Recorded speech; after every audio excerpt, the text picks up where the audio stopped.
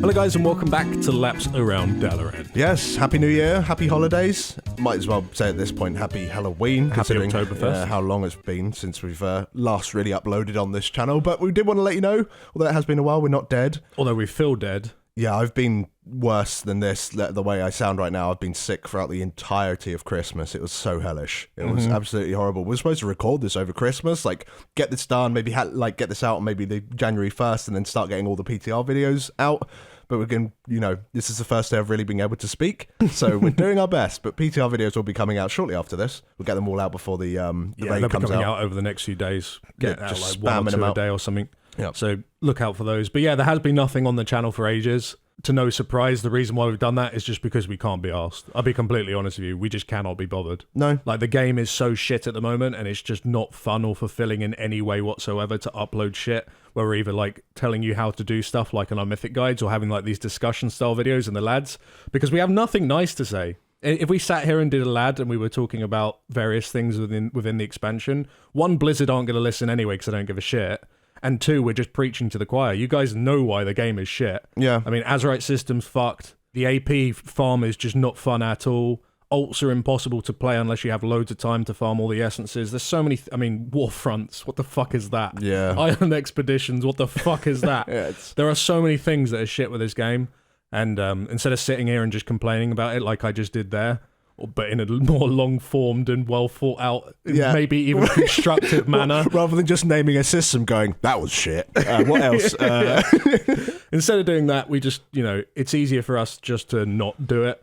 And instead, we've actually been spending a lot of our time doing other things. Like, we have a new family business that's just open. We've been, spending our time on that. Yeah.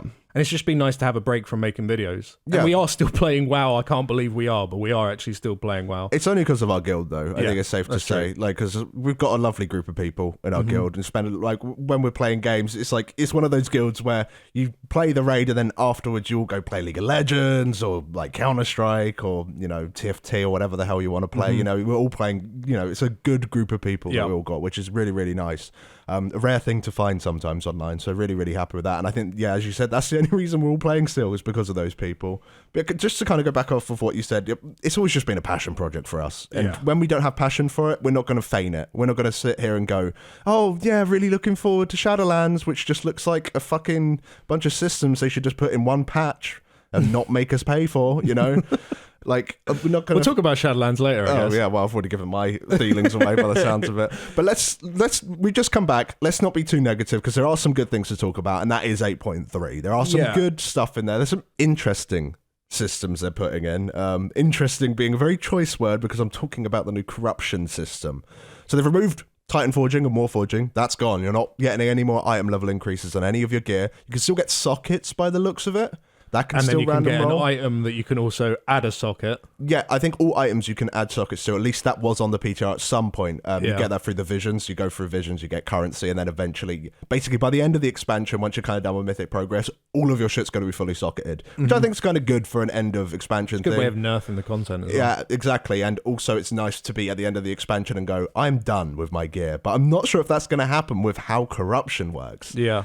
Because instead of you getting Titan Forges and stuff, you now get corruption on your gear. It has a whole wide array of different bonuses that you can get, and each of the bonuses, it might be, like 5% extra haste from all sources, or it might give you 3% crit damage, all of that kind of stuff. They have different strength levels, so it could be 2% So you could get 1% haste. on your boots, or you could get 4%. Yeah, but of course, the stronger they are, the more corruption you have, and the more corruption you have, the more negative effects you have whilst you're doing things. So you'll be spawning, zones that you need to move out of. You might be having an ad that's chasing you. At some While point, you're raiding. Yeah, exactly. And at some point, it gets to the point where it's just like, you take 60% more damage, and it's like, yeah, probably shouldn't do that. And that's changing all the time. I think probably what I've said has already been hot fixed as I've been speaking, because they are constantly changing the negatives, and they're also changing the bonuses that you're getting all the time as well. So we won't really know until it comes out exactly the full picture of how the corruption gear is going to work. But this has also got people very riled up. Yeah, I'm not sure how I feel about it, to be honest. In some ways, it's more fun than Titan Forging, because instead of just more stats, it's something else happens. Yeah. But at the same time, I don't like how overpowered the rolls can be.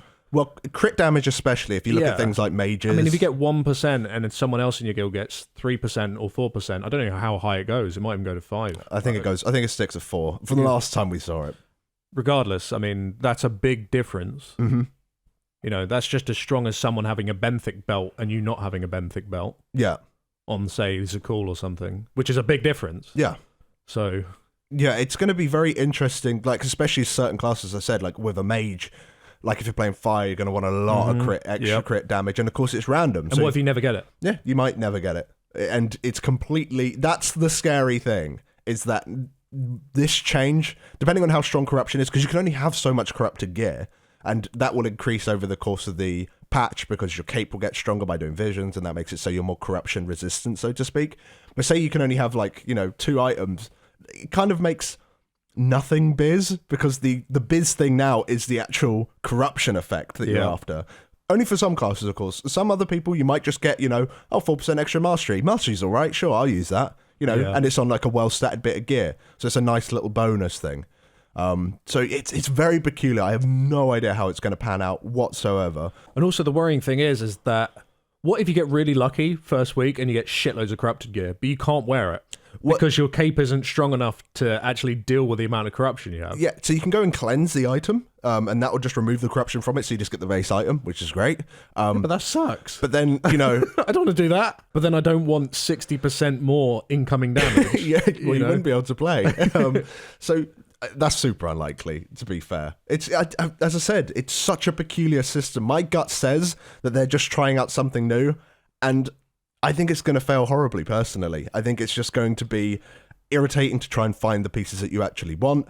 When a piece of gear comes up now, like when you can trade a piece of gear, it's already hard enough if it's just a ring with a socket. If anyone's in a guild right now and a socketed ring drops, it's like everyone bring out the sims and see what we can do, and who's it good for, and what happens when their stats change. How's that going to be on top of corruption as well? It's just another layer of complexity that's added to gear, which to me doesn't really add any more fun to gear.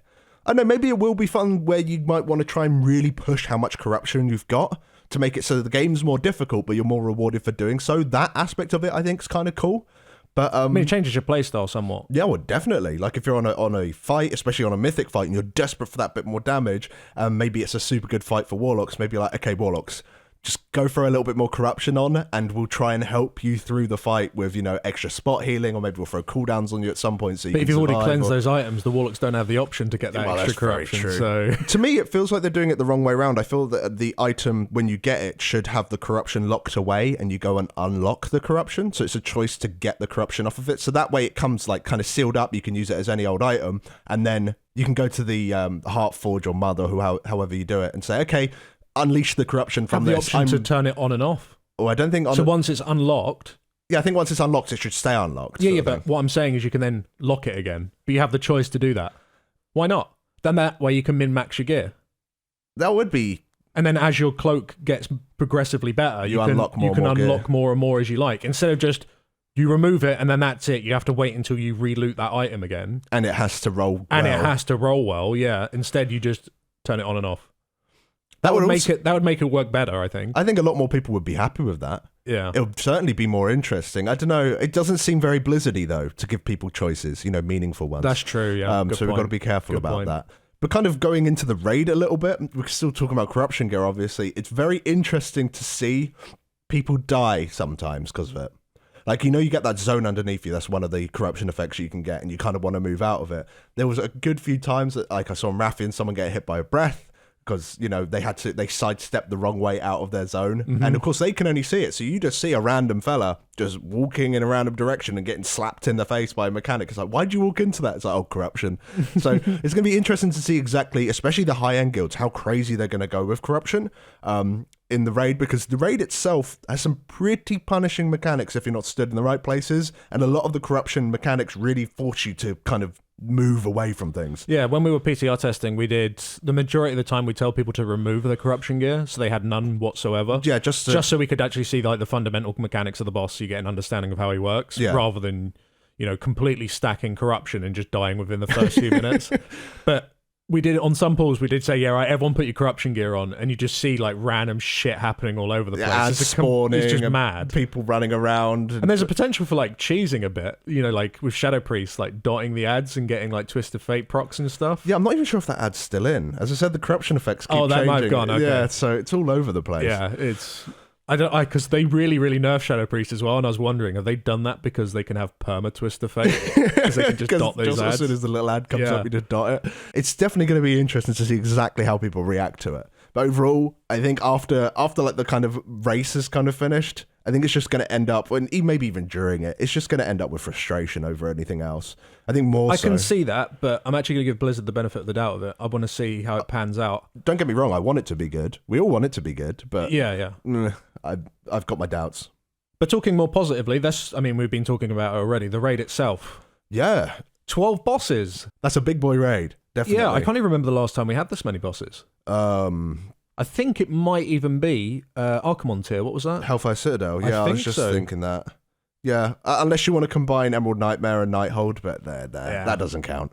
Although Nighthold had 9? 10, I think, something like that. Yeah, so it's definitely a big raid. And with a big raid, you always have the concern, at least when I heard that there was 12 bosses, I was concerned that there would be filler bosses in there. Bosses that are literally, a Kilrog for an example, or a Hellfire Assault as an example. I guess they tried to do something new with that one at least.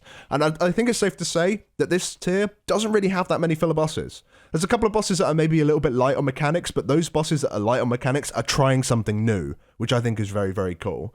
But before we get ahead of ourselves, I guess we'll go through from the little beginning and talking about Rathian, a dragon fight.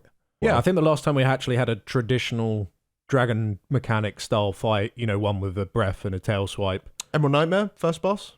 Well, they had the dragons. Tail swipe. There was dragons and Nightmare as well. There was definitely dragons in that instance. If not, then it's Nefarian. Or Nefarian, even going that even far still, back. The first tier of Legion, they're still quite a long time ago. Yeah, no, definitely. Yeah, it's nice to have some sort of dragon fight back. I have no idea why we're fighting him. Just want to make that clear. You think he goes in and he's like, oh, I'm crazy because I'm in the scary place. Yep. And then you're like, stop it. Stop being crazy. And he's like, all right, sorry. So I think that's basically it. Because he helps you later on in the instance. Oh, does he? Yeah, you got to use your extra action button on Carapace, right? And you go over to Rathian. And for some reason, it was just a button, dude. I just pressed the button. At that point, he's a beacon of like sanity. He gives it back to you and he's crazy at the beginning. I have no idea what the fuck's going on with that. That's a very peculiar storyline. But either way, dragon mechanics. So he's got himself a breath. He's got himself a tail swipe. He's got himself a couple of debuffs where you have to run away, or he has like this crazy knockback thing where he flaps his wings around. He once again just ran away. He's very, very simple. He's very, very slow as well. That's one thing that I definitely felt while doing that fight. It was just like any second now he's gonna do one and for ability. First boss, it's so important that they're good, even if they're easy. Like a fight. For me to define a fight as good, it doesn't have to be really hard, and it doesn't have to have a billion mechanics. Definitely not. It just needs to be fun. And have a bit of like, I don't know, something to it. A little bit of attitude maybe. Whereas it just doesn't have that. It just feels that it's like lacking pace, because it's like, I think that's the main thing that's the problem. It's just the frequency of the abilities. If they're worried about the damage they deal, then just halve the damage and make them come in twice as often. Mm-hmm. Like even on Mythic, you're sitting there literally on Mythic, you're supposed to stand still. You get punished for moving around on Mythic. You've got to keep your movement to a minimum. Which is kind of a cool way of doing the fight, because in the intermission where he flies up, or the second phase, or whatever the fuck it is, he flies away. It's one of his main abilities. I guess it's not even an intermission, where he teleports to one side of the room and fills it with fire, and you've got to find the safe spot. That's one of the really cool mechanics of the fight. And when you have limited movement, that's also very cool, although the limited movement mechanic can be cheesed by literally anything that removes, movement impairing effects. So you're literally throwing out blessings and master's calls on people just to make it so they can move around. But yeah, so it's got a little bit of something there, definitely. It's not a terrible fight. And the second phase is very cool as well. It definitely shakes things up, where these scales fall down, you've got to catch them and then clear the entire area of these little shards. And if any shards remain when you get back into phase 1, then you just take a shit ton of damage, and the ticking damage like a punishment for you not doing the phase correctly. It's definitely not a bad fight. I just think, as I said, they just need to up the pace. It's so bloody boring in between mechanics. Phase 1, you can literally, as a ranged player in phase 1, apart from when he teleports, you can just sit there. If you're spread out sufficiently, you can just sit there and nuke the boss. And I think that any fight that allows you to do that needs something else just to kind of get you moving a little bit more. I agree. And then second up in the instance, you come against Maut. I think that's how you say it. It could be like a French word, and I have no. I'm No not way. exactly. I'm not even going to try because otherwise I'll sound like that. So. That guy's kind of interesting. It revolves around mana. Like each time he gets full mana, he goes in phase 2, and then you got to burst through his mana shield. Otherwise, you just all get popped. Yeah, well, literally, he'll one-shot you if you don't burst through the mana shield in time. But the thing is, throughout that entire thing, talking about phase 2 first for some reason, but like you're catching these orbs and you bring them back to the raid and explode on the raid, and that gives the raid a shit ton of mana.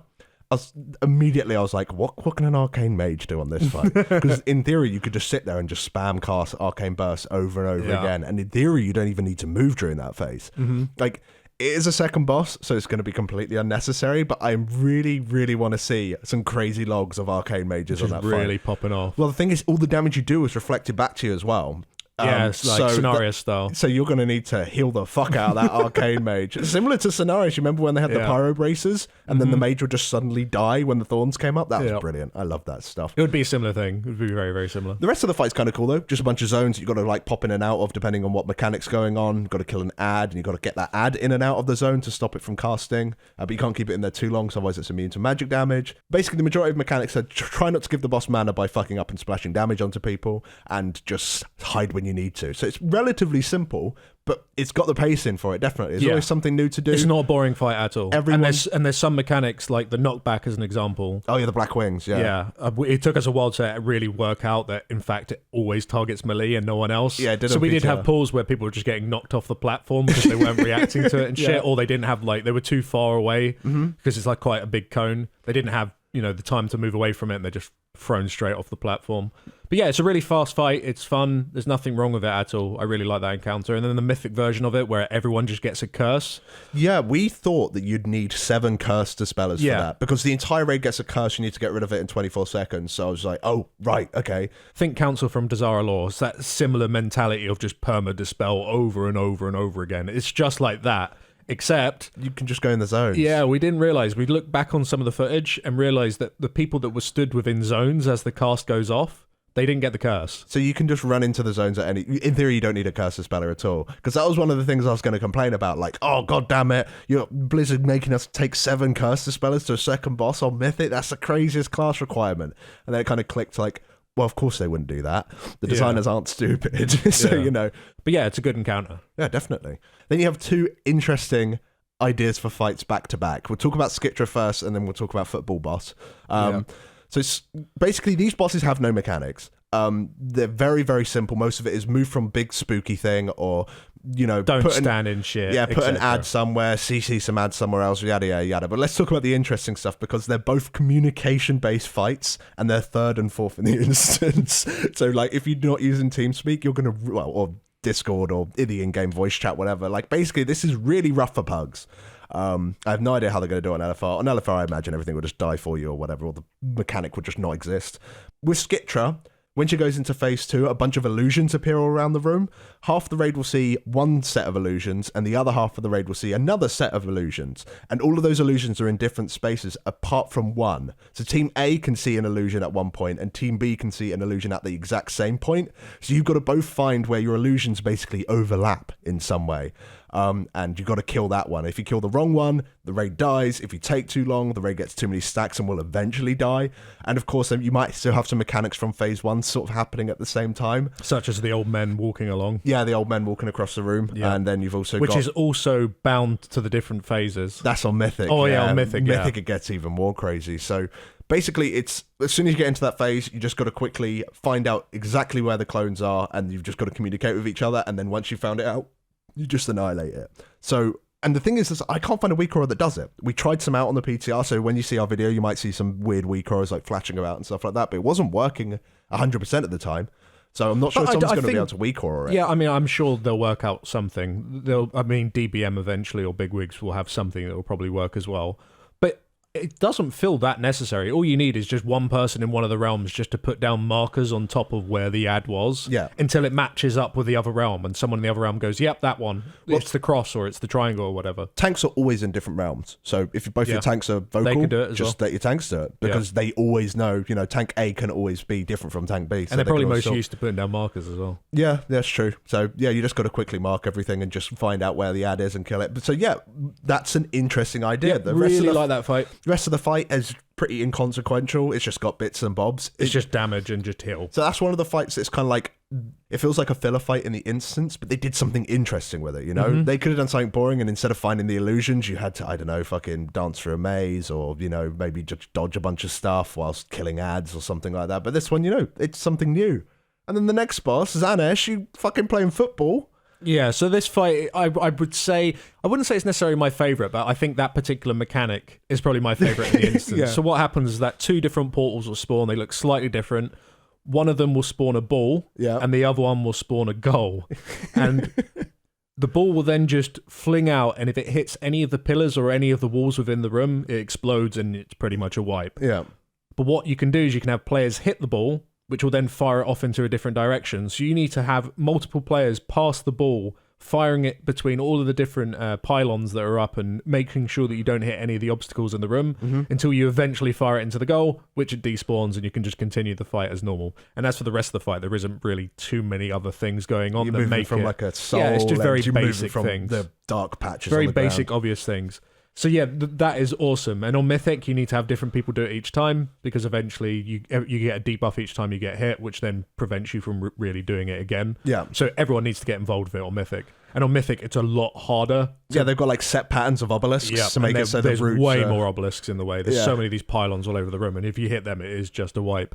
So yeah, that's really, really good. And the only issue I have with that, I think, was more a PTR issue more than anything else, because of course the PTR is on North American servers. We're playing from the EU. There is a ping of like 150, sometimes 200. So there is a bit of a delay, and the goal, it doesn't have to be pixel perfect, but the animation of the goal isn't that great. No, it can kind of like phase through half so of yeah, the we had portal multiple times where the orb would like hit one half of the goal, like say the left or the right hand side of the goal, and it didn't really count. It needs to go right down the middle. Yeah, that's a little frustrating. I do agree. So I think they need to make that animation better, or just make the goal bigger. Yeah, to be honest, as long as you get it in the roughly the right place, I think you've done the right job. Yeah, exactly. Yeah. I don't think it should be, the difficult part of the fight shouldn't be pinpoint precision. It should be having to communicate and pass the ball around, and assuming that it got close enough. You did the mechanic. Well done. You've done the hard part of the fight, which is really just, you know, talking with people and knocking the ball around. But it's really fun. It is fun, but once you've done that job and you can't do it again, like on normal and heroic, I don't think you can do it again for 3 minutes. So you've each got to, like, there's got to be a few different groups. When you're not doing the football job, the fight really is. Yeah, but you got to watch it. In all fairness, yeah, I guess. And laugh when everyone fucks it up, although after 5 times, that is not going to be funny. I think this might be the first cop block on Mythic for a lot of guilds. Do you think this is going to be the guild disbander? Yeah, this is going to be Blast Furnace. Do you think so? Yep. Because it's going to happen. Because you can have, say, 10 people that are really good at it. If the other 10 are shit, you're going to struggle. Then you're really going to struggle. Yeah. So, but yeah, I think maybe there could be something else happening whilst, you know, it needs maybe a tiny thing. I disagree. I think it's fine. I think it's fine. I think it's a little dull when you're not doing it. And also, it's early. It is early, I suppose. And it's quite a demanding mechanic. It is. So to have other things going on at the same time could be maybe too much for some people. Fair enough. And then 5th, you have Hivemind, which is just AoE fuckfest. There's just constant AoE. Yeah, you're going to enjoy yourself a lot. Like, the thing is, it's a council-style fight, right? And it's one of those, it's similar to Queen's Court right now, where, you know, they've got to die at the same time. And normally on those, like recently, they've quite a lot of bosses that are like as a 2-boss thing. You can't really stack them up that often. On this, you've got to take turns at either stacking them up or spreading them out. Like a Shara phase one. Yeah, and I'm glad that they did that, because it actually makes melee a little bit more, you know, welcome in the fight. It's not that melee aren't viable for the other fights, but on this one, it's just like, yeah, sure, bring whoever. You know, it like, just, you want a shit ton of AoE, you also want some good long-range cleave, you want some good single-target burst. No damage is bad damage here. It honestly feels like just get 20 players and lob them in the raid and you'll kill this boss. And to be honest, if you had too much AoE classes, it wouldn't actually be that good, I don't think.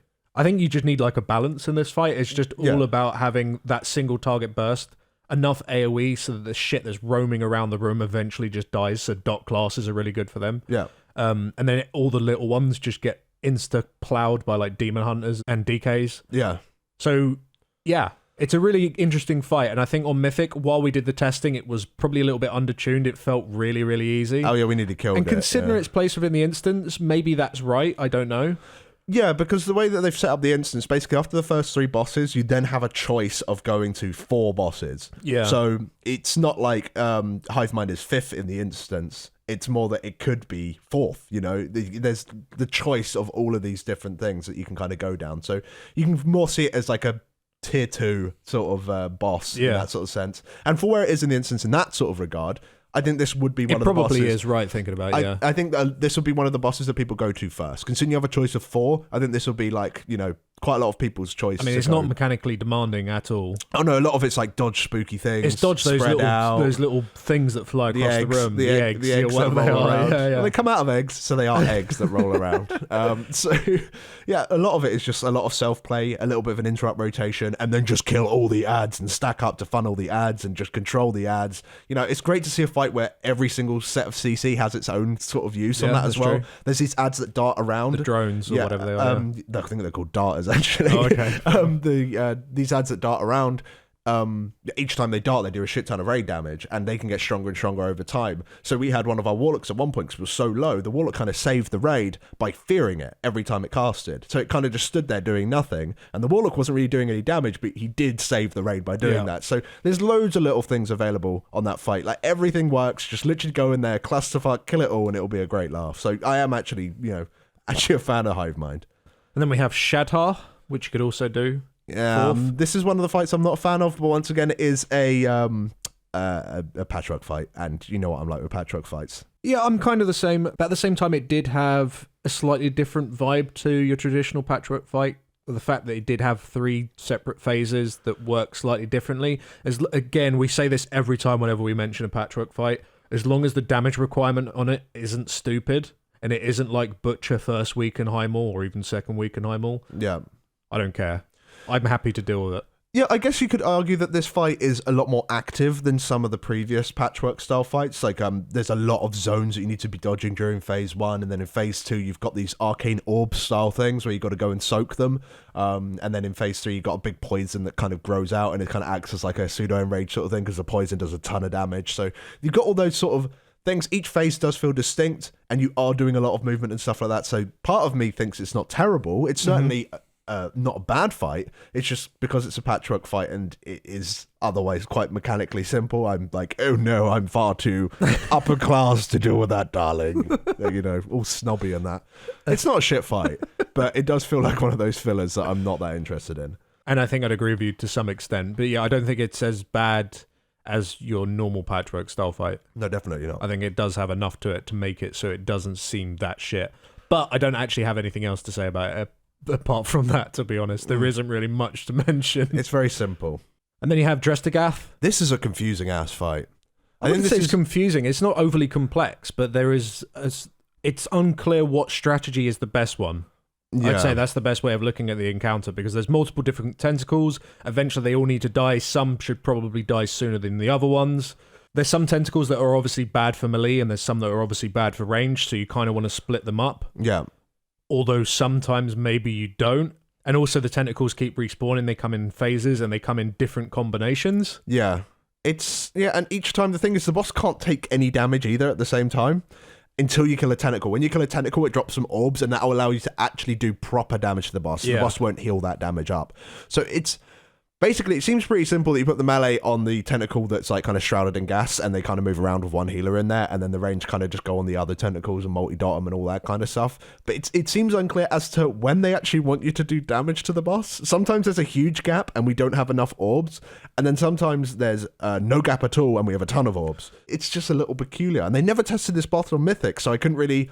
After we do a fight and then we come back to it on Mythic, I can get a much more better idea. Like after we've done it once, of what they expect you to. Yeah, and had a little bit of time for things to seep in. But because they've never tested it on Mythic, I'm a little confused as to exactly when they want you to do the damage and exactly when you'll be bloodlusting. And there's lots of small things that don't make sense in the fight. But overall, it kind of Yeah, so when we were first testing it, we thought that the tentacles were spawning as soon as the previous ones died, because that's just so happened to how our damage was set up. Yeah. But after changing a couple of things, it is on a timer. So the idea is you just need to nuke everything as much as you possibly can to maximize uptime on the boss. Yeah. That's just how it works. Yeah, just kill the entire wave, pick up the orbs, do damage, and then kill the next wave. So this, if tuned like tightly on Mythic, could be a monster fight. This could, I actually think this will probably be the first very difficult boss if they tune it in that way. This is going to be the fight where you drop a healer kind of thing. Oh, right. Okay, so that makes sense. Yeah, I can get that. Like, I just kind of, the thing that I like about the fight, and I guess it's kind of like one of the few things I like about the fight, really, is just how open it is in terms of what strategy you want to use. Oh, yeah. In theory, you could have one guy who's pure single target spec, and all he does is that when an ad dies, he picks up the orb and slams the boss. And then when he goes and picks up another orb and slams the boss, you can have like a dedicated boss DPS group, and then the other people in the raid are just doing enough damage to kill the tentacles. Or you could do it the way that you kind of suggested before. You kill all the tentacles and you nuke the boss, and you kill all the tentacles that spawn again, and then you nuke the boss. So, and the thing is, each wave is different, as I already said. So you might want to perform different strategies on different waves. And looking at the mythic version of the encounter, all the tentacles have to die at the same time. Yeah, so basically each tentacle has like a special ability. Yeah. And on mythic, when you kill one of those tentacles, all tentacles of the same type will then also cast their special ability all at the same time. So you need to, like, each wave, you need to identify what tentacles are the same and try and kill them all at the same time, so they don't all use their special at the same time. It's going to be very, very difficult, I think. I honestly think this fight's going to be nuts. It's going to be a spreadsheet fight, isn't it? Yeah, oh yeah, 100%. With pictures like, this is wave 1 and you are assigned here. This is wave 2 and you are assigned here. Or it's just going to be a meme. Because once again, this is one of the bosses that, in theory, you can go to 4th. If you wanted to. I don't think anyone will. No, I don't think so either. But it's, as far as I'm aware, that at least you can do that. I might be wrong. I'm sure someone in the comments will say otherwise. So moving on, let's talk about Vexiona, another dragon boss. I wasn't overly fond of this, I'll be honest. Well, the first time we tested it, this is actually one of the tests I didn't go to, but I came back because I was out and I was looking on my phone on Discord to see how you guys were doing. And then I saw that there was a post saying, okay, we'll call it there. And it was like 20 minutes into testing. Yeah. So I was like, either that thing was broken or it just wasn't, very challenging. And yeah, I saw the footage. You like two-shot it. Well, it wasn't super to undertuned on Heroic. Yeah, it wasn't to do with like how difficult it was. Yeah. The reason why we ended the test. We ended the test because there was nothing to see. It was just shit. It was a boring fight. On Mythic, I don't think anyone wanted to be there, to be honest. Right, fair enough. It was like one of those nights. It's a struggle on PTR the best of times. But yeah, on Mythic, there was a little bit more to it, 100%. It was a slightly more interesting fight. But for the most part, I don't think it's that great of an encounter. The only bit I like is when he just breathes all over the room, where he flies up and breathes one side and then down another side. But the fact that you can bait that... That's what I think's kind of good about it, that you can bait it. I think it's boring. Well, I think that... Because you can have you can have the majority of your raid bait while you have 9 people just AFK. I suppose. Plowing ads. That's the thing, though, is that I think the fight actually has a lot of potential in terms of the choices you're going to make with it. Mainly because, right, just to kind of get it, just the basic mechanic, there's one big spooky ad, and this big spooky ad does a frontal attack, and that frontal attack annihilates all the little other ads, but it also annihilates your tank, bless them. So the thing is that you can get multiple big spooky ads up by letting the little ads survive for too long, and in theory, any set of ads that come out just get super annihilated immediately, just completely blown up. Mm-hmm. So... Or you could just keep killing the ads as they come out, and then, you never have too many big spooky ads. So that's like, there's a whole thing going on with exactly how you want to deal with those ads, which I find particularly very interesting from a strategy point of view, because handling those big ads, although you get a great benefit, you gain so much, in theory, DPS on the little ads by keeping the big spooky ads up. Which then means more damage on the boss. Yeah, exactly. So it seems like a really good idea, but mechanically it's very challenging because you have beams going all over the fucking place that not only annihilate the tanks, but anyone else that get in their path. Yeah. So there's that whole other aspect to it. Whilst you're doing that on Mythic, you're placing all of these zones down, so it's kind of got a Zul'Harak sort of vibe. The mob looks like Zul'Harak as well, actually, thinking about it. Where you're slowly filling up the room as you're kind of going through the encounter. Some of the ads are gripping people, but it's only the 3 furthest away people, so maybe you want a bunch of people that are baiting it. That was Mythic only. That was Mythic only. Yeah. I think basically the fight on Heroic is just kind of kill all the ads, kill the boss, and dodge the spooky shit, which is fair enough. It's a Heroic boss. But on Mythic, I think, this is one of the bosses at the end of a path. You have to get to the end of the path to get to this boss. And I think that she has actually got the teeth. This could be a fucking big boy scary fight. Yeah. And I think it could be enjoyable as well. It's going to be harder than the other ones, I think. I don't think it's going to be necessarily as hard as Drest'agath. In terms of its placement in the instance, it should be, but how it doesn't always pan out that way, right? Yeah. So. But yeah, it has potential to be nuts. Definitely. And then, of course, we have Reden. Reden's come back. Yay! Very similar to you guys remember that fight? Well, no, I didn't do it. So I'm really enjoying that, you said. I did, but I got carried on it. Oh, right. Yeah. Fair play. But no, it's got a lot of mechanics from the previous version of the fight, and some of the mechanics that, like, of course, Raden in the past, he's notorious for being unbelievably broken. You know, he didn't function from the very beginning. People use a clever use of game mechanics, in inverted commas sort of thing, to kind of kill that fight, and it just stuck. That was the strat that everyone used from there on out. This one, like the new version, kind of forces you to do the fight as intended. You still got that whole like bouncing the debuff behind the raid thing going on in certain phases. You've got to soak this ball that's bouncing around whilst you've got to stack up to soak a zone. There's like a lot going on it, which is kind of neat.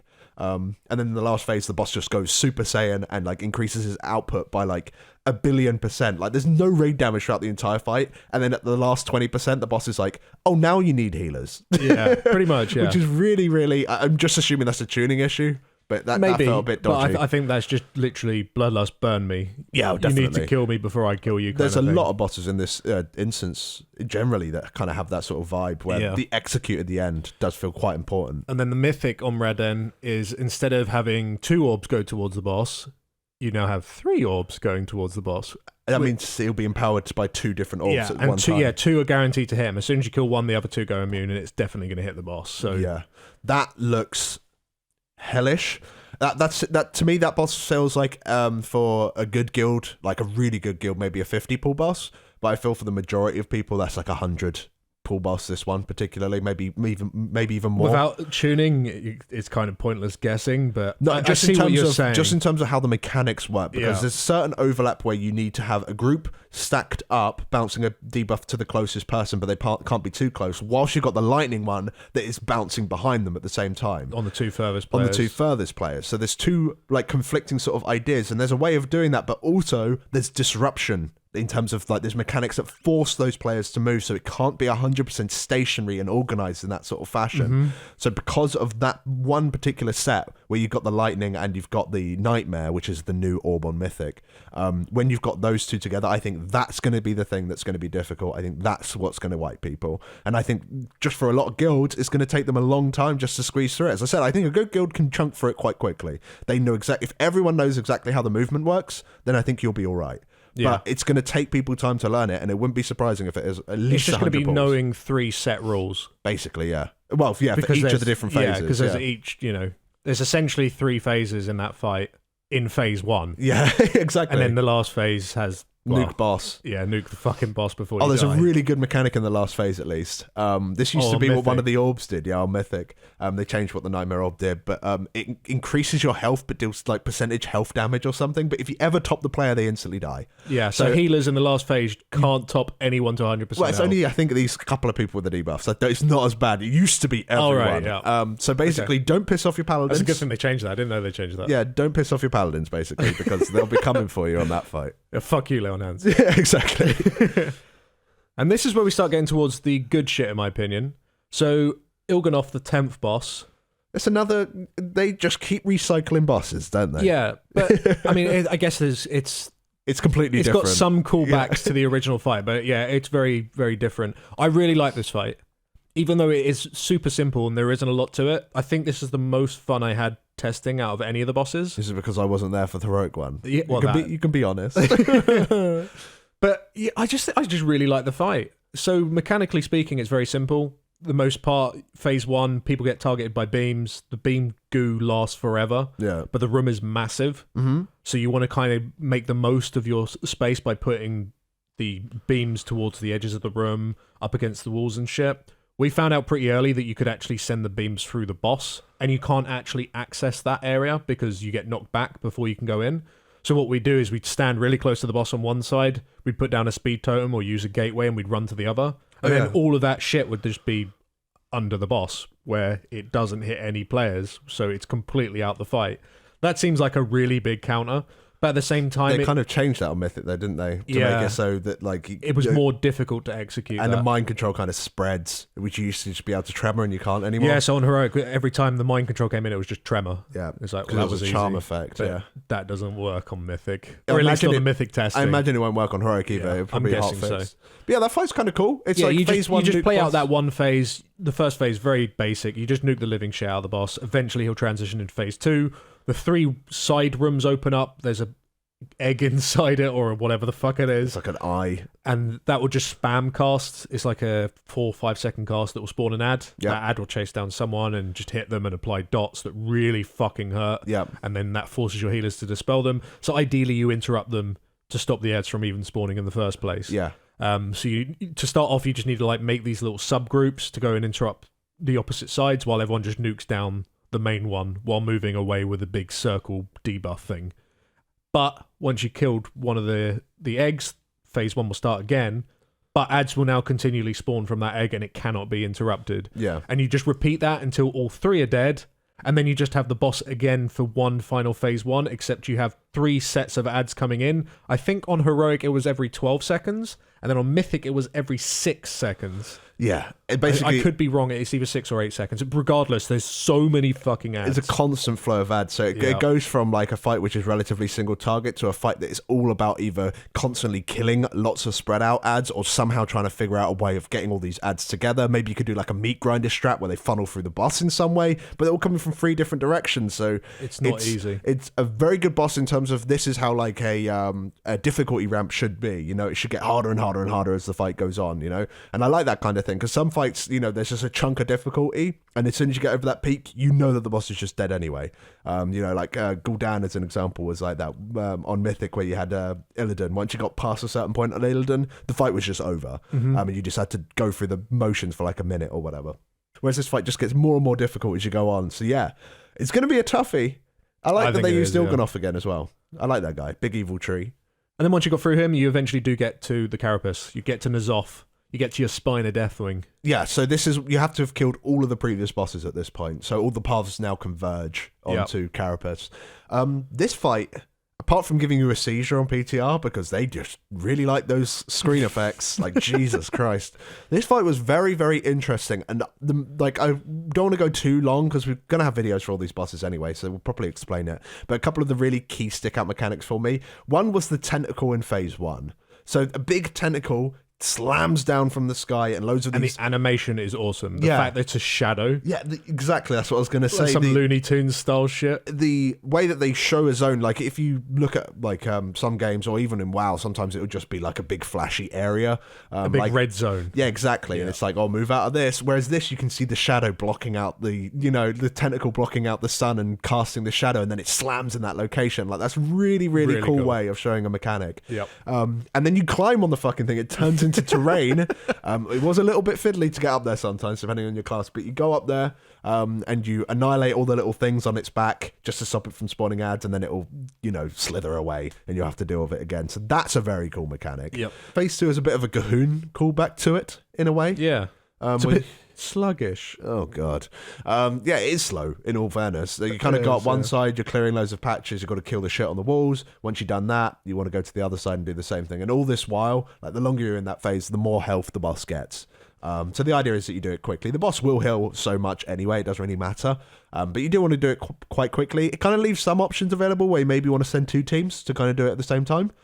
We decided just to do it all in one go. I'm not sure if that is the right way of doing it, personally, because at any point, because there's a sanity mechanic in the fight, if your sanity goes too low, then you go crazy and you become charmed, which you could tremor, making the entire mechanic completely useless. But I'm pretty sure once again they'll fix that. So there was this whole mechanic going on, and you use your cape and you'd fly back to Rathian, and he'll be like, "Oh, there, you're not crazy," and it's like, "Okay, see you later, Rathian," and you'd go off and do the rest of the fight. So there was aspects of it that maybe you're supposed to go down in 2 different separate groups, or maybe you're supposed to go down as one big group. It's it'll be interesting to see what people decide to do, because that part of the fight is kind of open to interpretation. Yeah, I'm not sure what the best strategy is for that part of the fight. I mean, it's a kind of a boring part of the fight, as you already said. I'm not too fond of that. But once you do finally do both sides and you kill all the whatever the fucks they are up there, and you drop down and you get the boss low enough, you then do move into the final room. Which is actually where N'Zoth would be fought. That's the last boss room of the entire instance.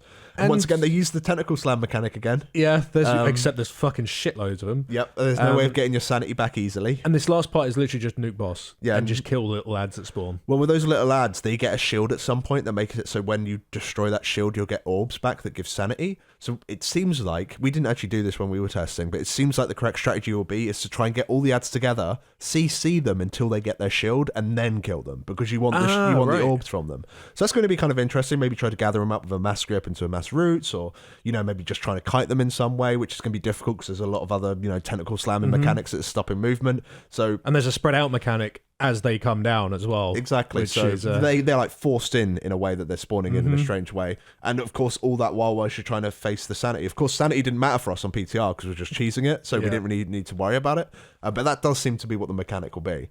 So overall, I think that fight is kind of good. It did feel slow for us, but then again, we reached in rage. I think we got like 12 minutes into that fight. We did, yeah. It could be because the boss had too much health. It's PTR. It's supposed to be a little bit screwy. But overall, I'd say it's a really fun encounter. Very, very it's just good. Phase 2 might be... I think it's probably a strat thing. Once you get Phase 2 down, it will probably be quite quick. Yeah. I think that fight, it should honestly be the last fight of the instance, because I don't like the last fight. I don't like N'Zoth. Yeah, so N'Zoth, we didn't actually see the entire thing, so we can't really comment on the fight in its entirety. We can't say, it's shit. I heard that Phase 3 is quite bugged, though, so we didn't actually miss out on a whole. Oh, right, okay. It was really, really rough. But yeah, I wasn't a massive fan of the fight completely. I do like the mechanic where you do need to move the ad from tentacle to tentacle, to give him the damage, so he takes more damage. Yeah, like downstairs, like in the downstairs insanity realm, you take him from tentacle. When you kill a tentacle near him, he takes a shit ton more damage. You just want to get loads of stacks on him and then just blow him up. Like we was using beam trinkets on PTR because they scaled. Once level. the guy had like 6 or 7 stacks, everyone beamed him. It just went. He completely melted. So very, very cool in that sort of regard. But the upstairs phase itself, it's got some neat ideas where it's like forcing you to move towards the boss or away from the boss at one point, and it's shown in a good way where like you can see that the shadows are starting to drag you in a certain direction already, rather than it just being like an arrow. It's kind of like a cool way of showing the mechanic, kind of like the tentacle slamming in the previous fight, I suppose. But aside from that, when you're upstairs, you're just killing tentacles. Some of the tentacles slam, some of the tentacles mind flay, some of the tentacles don't really do anything apart from raid damage, and it's like, okay, cool, let's kill tentacles, which is it's just not fun. And then occasionally you'll get to send another group downstairs to go do the first phase again. You go do the downstairs phase. So when you're downstairs, the fight is good. When you're upstairs, the fight isn't good, in my opinion. I agree. And I don't know if that's just because of the pacing on PTR or the tuning on PTR. It was definitely a funky-ass fight. So it was definitely rough around the edges. But upstairs needs something. Yeah, it's just a little bit dull. And then in Phase 3, it's purely upstairs, and there's a lot of, like, you get dragged in at one point, and apparently the drag-in mechanic at the same time was happening at the same time with a mechanic that would, like, otherwise one-shot you. So guilds were just getting one-shot, apparently. It wasn't working properly at all. But yeah, so Phase 3 itself, it just sounds like, you're just going to be fighting N'Zoth, and he's not really doing a whole lot. You're just getting some Phase 2 mechanics going on.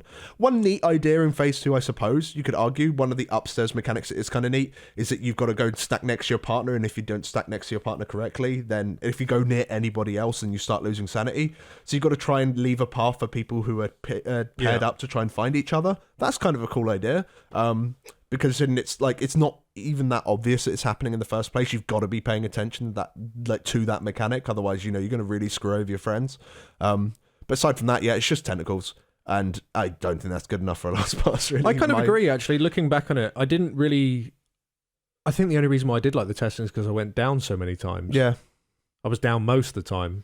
But yeah, when you were upstairs dealing with the tentacles, it is actually super boring. You're just waiting for something to happen. So maybe they need to fix the pacing of those tentacles, and maybe it won't be such a boring... Like, I'm sure once it gets to, like literally PTR should be the worst version of any boss. Yeah. So the fact that we give any boss any praise whatsoever, the fact that we like some bosses shows it's going to be really good fight.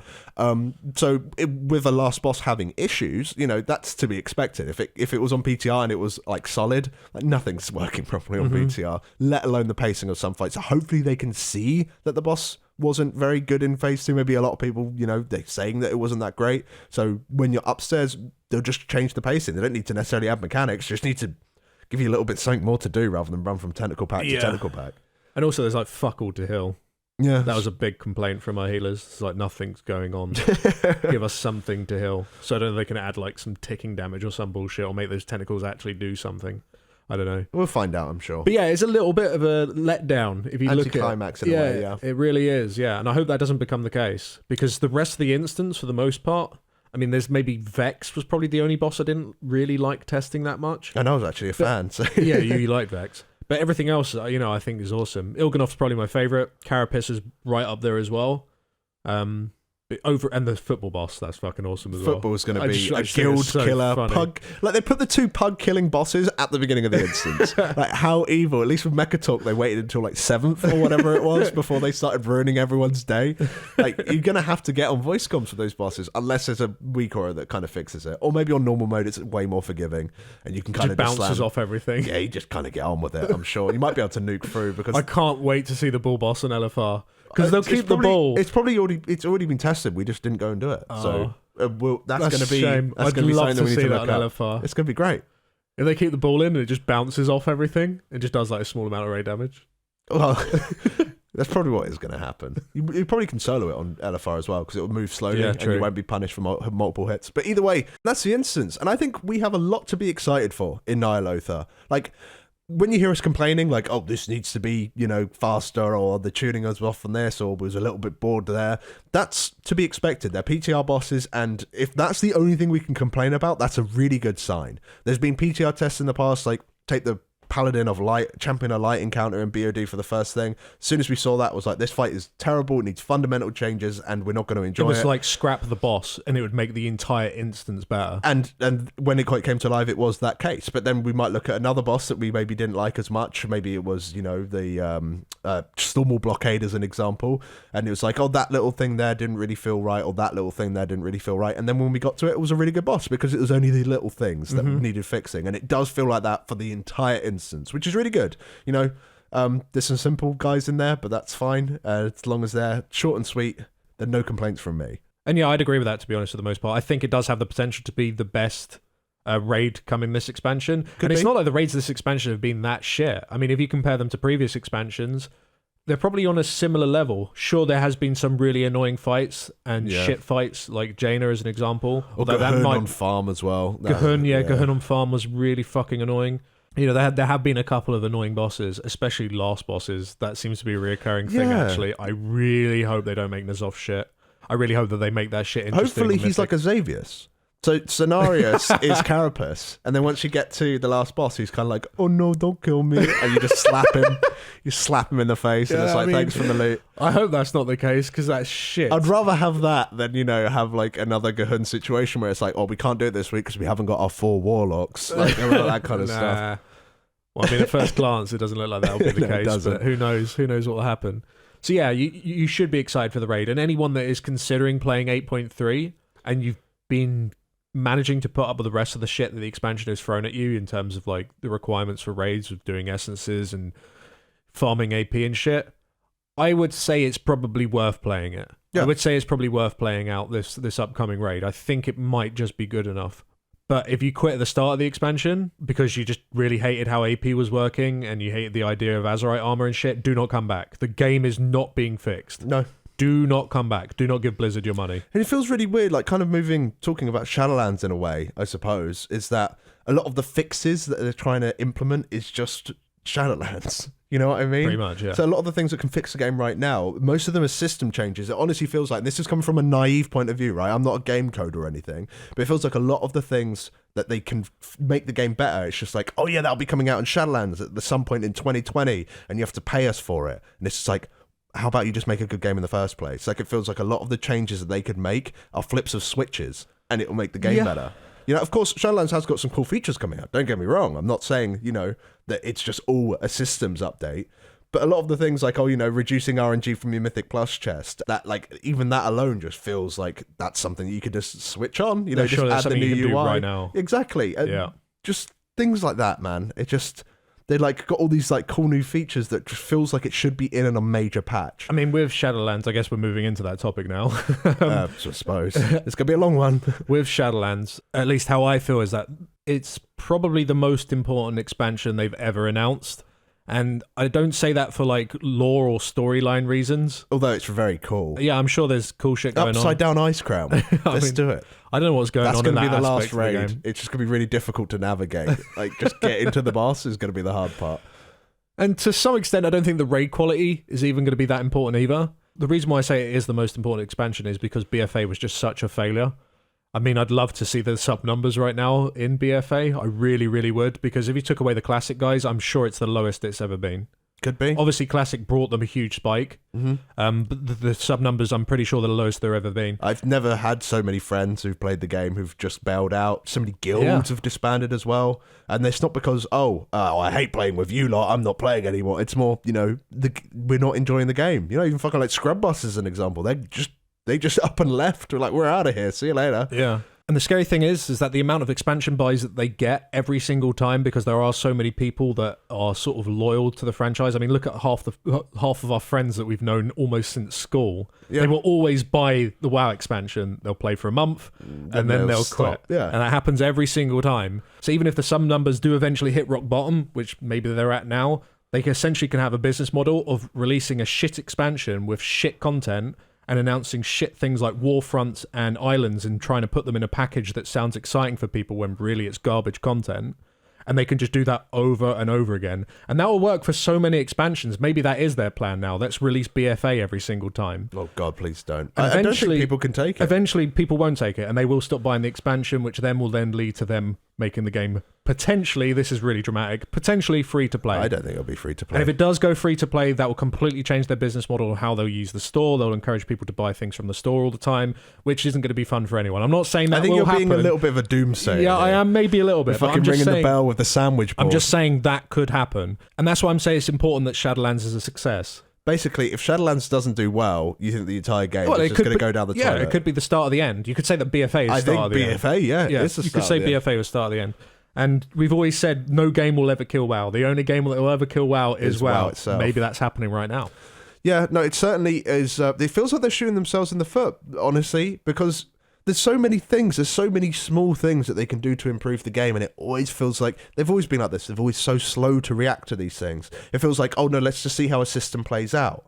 And then once the system is played out, then they do all the changes that people were asking for. Of course, there are some stupid suggestions to make things better. I'm sure me and you make stupid suggestions all the fucking time.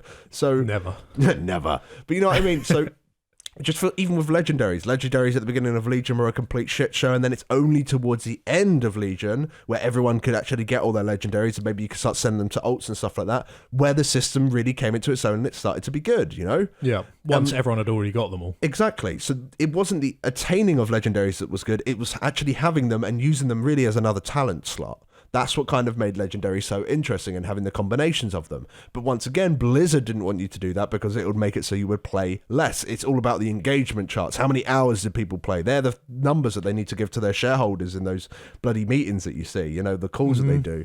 And because of that, they're making a worse game. And they consistently keep making a worse game. They keep making bad choices. It's the reason they're not doing account-wide essences.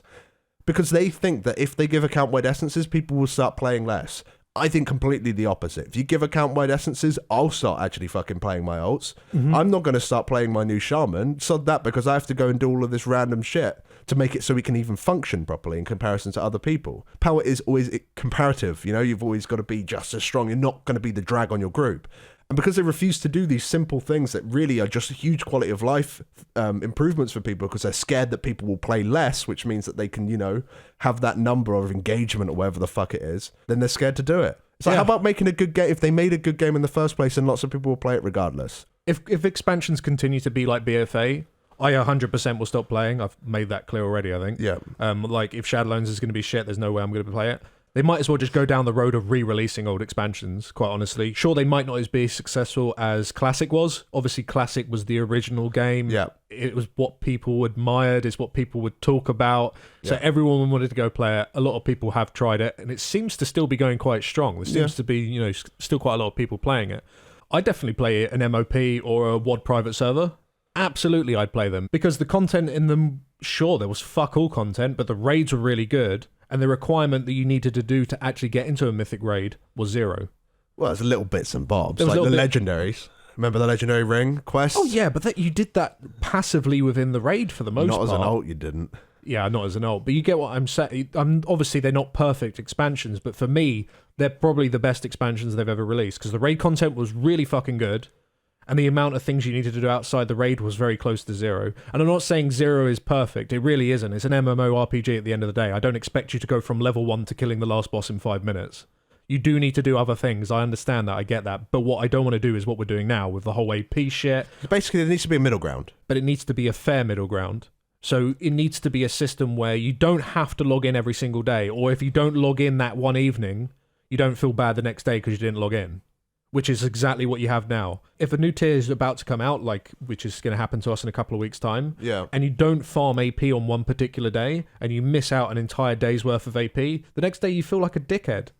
You should have done it, because you need to get your neck to 75 before Mythic comes out, which might not be the case, but potentially. Well, there are those sort of thoughts going through your head. I don't want to feel like that. I want to just be able to log in when I want to log in, aside from when it is our normal raid nights. I think that a good way, they're kind of moving towards this a little bit in 8.3, is maybe more weekly based things. Yeah, that works. I like that having works. Within this week you need to do your Mythic Plus. I'm happy to do my Mythic Plus every week. I might do it at the beginning of the week. I might do it at the end of the week. It's just a task I need to do at some point, and it's going to be the same with the cloak in the visions. That's going to be a weekly thing. Once a week you need to go and do a vision to get your cloak working. But then, of course, you've got all the shit in between with all of the new reputations, all of the world quests you need to do. So it feels like they're kind of putting their foot in the waters. How about something is weekly instead of every single day instead? They're kind of going roughly in that direction. I think they'd be a lot stronger if they just went full in that direction. Yeah, and I'm not saying that I should probably emphasize this, I don't want them to remove content necessarily.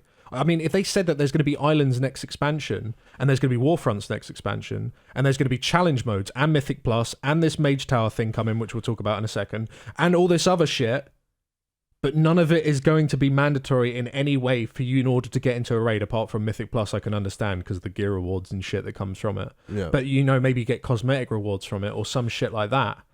Fine, that's great, that's awesome. The more options there are for everyone in the game to cover all the individual things that people like, the better. Yeah. The better the game becomes. But when you feel like you have to do something when you don't want to, that's when the game becomes shit. This is just angry Lawrence hour. Yeah, it is a bit. Yeah, I don't mean to be.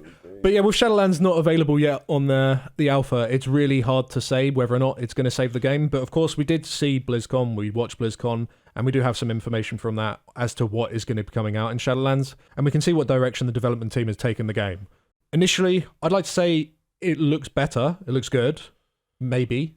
But I'm apprehensive to say indefinite because they wasn't really willing to share too many details on some of the things. It was deliberately vague, honestly felt like. I'm guessing it's because they haven't worked it out yet. Or perhaps it's so similar to BFA that they didn't really want to sort of explain all the systems completely. Right. And really what I'm alluding to here is the Covenant system. So this was the main thing that they announced. It sounds like AP, but rep-based in a way. That's how I saw it. Yeah. And there's 4 covenants. As you're leveling up, you get to experience all 4 of them. Once you get max level, you can then choose one of them. Yep. And then you work through them through a soulbind system, which is an in-the-background rep system. So it's not going to be in your reputation tab. And you use that to unlock extra spells and abilities that you can use for your character. And then there'll be a class-specific one right at the end of the chain. And I guess throughout the expansion, they'll add more and more things to it. We don't know anything about it apart from that. So what is stopping them making this system so you have to do quests on the daily, or there's so many quests you need to do within a week, or basically what I'm concerned about is how much time and effort is going to be needed to put into this in order for you to get all those abilities. If you can do it in a week and then it's done, then that's fucking sick. That's awesome. That's such a cool system. I love it, Blizzard. But if they make you do this fucking bullshit every single day with world quests, then I'm just not going to bother. And then they announced, of course, the legendary system, which I'm actually really excited for. The Legion legendaries were really awesome, the way that their effects worked. Well, the problem was acquisition. And it was how you acquired them. You build them yourself. It's like Build-A-Bear, but with but we don't know enough about it. Again, they didn't say anything about it. I'm not trying to be the doomsayer, but they're not giving us enough information. The only thing they said is that it's crafted by going to, I think it was Torghast, that's one of the new zones, and you can target it. So that problem's already solved. The materials that you get for it, they can be acquired through the Mage Tower, and the Mage Tower is a weekly capped thing. You can only get so many materials before it then converts into cosmetic rewards. Mm-hmm. So that will be like Valor points. You'll get so many legendary crafting materials per week from that, and then that's it. But they didn't say if you can get legendary crafting materials from anywhere else. We don't know if they're from the raid. We don't know if they're from world quests. We don't know anything. I don't think it's necessarily a bad idea. If it is just so you can only get 10 a week, then just let them drop from everywhere. Why not? Who cares? What if it's not capped? Oh, right. That's my point. Oh. we still don't. They still haven't given us enough details on any of this. They haven't given us enough but details. These are kind of like minor things that we won't really work out until, like, we won't really find out until we actually get to it. Yeah, but I'm just saying these are my initial concerns of the expansion. That's why I'm on the fence about it. That's why I can't say indefinite if I think it's going to be good or they're making the right decisions, or I'm just giving my opinion on it because I don't know. If they fuck up this Covenant and they fuck up this legendary shit so you can farm it all day, every day by doing fucking world quests and shit. Islands. I'm not interested. I don't want to do it. The only thing that I can say for sure that I think is a really, really good idea is the tower. The tower because sounds really this cool. has been in so many different games. Final Fantasy did a pretty good version It's similar, of it. not the exact It's the same shit. It's an endless dungeon that gets harder and harder the more you go into it. Yeah. The one thing that I think they could potentially get wrong is they did say that it's ever changing. So each level, each time you go in, it is different and requires different strategies. When you kill the mobs, they drop different buffs and you can choose one of them. Yeah. So one might be more damage, one might be more healing, one might be more survivability, and you can choose each one. And then you might get to a certain level and it's like, fuck, I died. I should have chosen the survivability orb. I just hope there's enough rooms for it to feel genuinely random each time, you know what I mean? I think although that could be, a big thing for some people, personally I'm most looking forward to the unique affixes that you can get. They're basically, I think they showed one that your flame shocks last forever or your fire damage was increased, but you couldn't use any frost spells as a shaman. That kind of stuff, like building runs, I think is the most fun thing in any sort of roguelike sort of game. Yeah, that's kind of what they're building. So I'm hoping that they kind of go to the extreme and have some really crazy shit,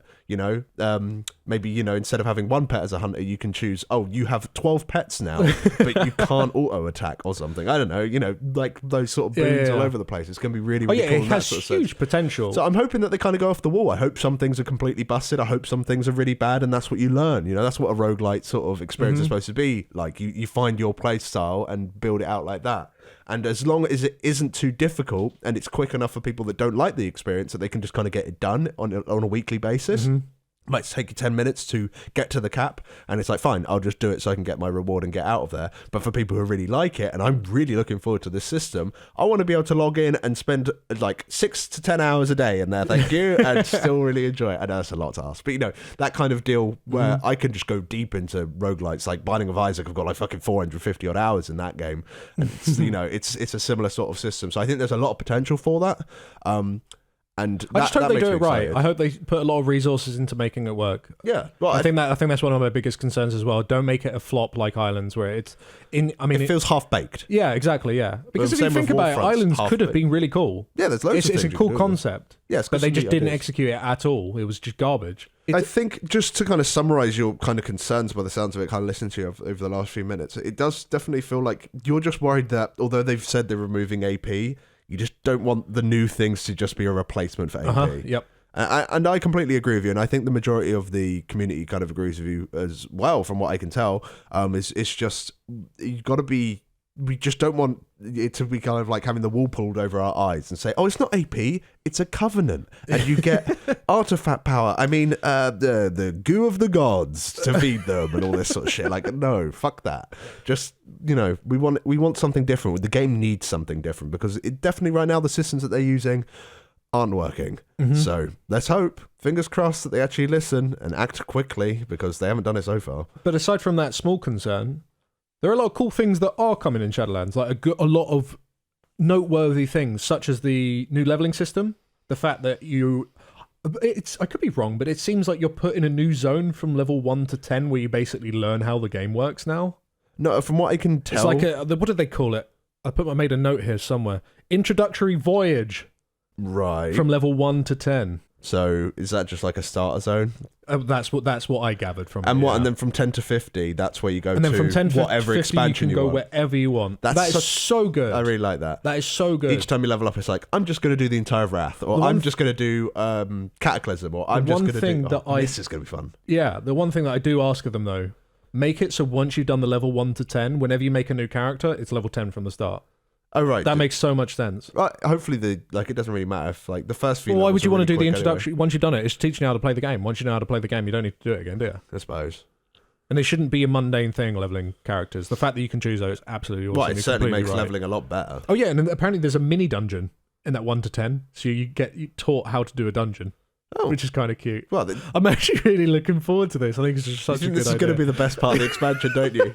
Like, at max level, it's going to be AP all over again, and you're just like, this is the best expansion because they've got the cutest little mini dungeon, and they get to learn how to play. Another thing that they did say as well, which is, again, focused towards your ults. While you're leveling from 50 to 60, obviously 60 is going to be the new level cap. I think you start at 50 if you're 120 now. Yeah. If you've already done that, you can start working on a Covenant at level 50 on your ult. Yeah, no, as you level up. So that seems like a really cool system. It's the fact that you can work on it straight away. It's moving more towards the ult-friendly shit, which is really, really nice. Changes to the weekly box you already brought up. Yeah. Really, really this obvious shit. This should have been done ages ago. You can just choose from a selection of items. Like, you can't start focusing on certain items. It's you know, because rather than hit, it's like you literally got a list of like 120 odd items or something that dropped from dungeons right now. Yeah. It's like, one of these will be yours. It's like, oh, that's great, you know? Yeah, so having the option to choose is really, really good. Yeah. Choice is always good.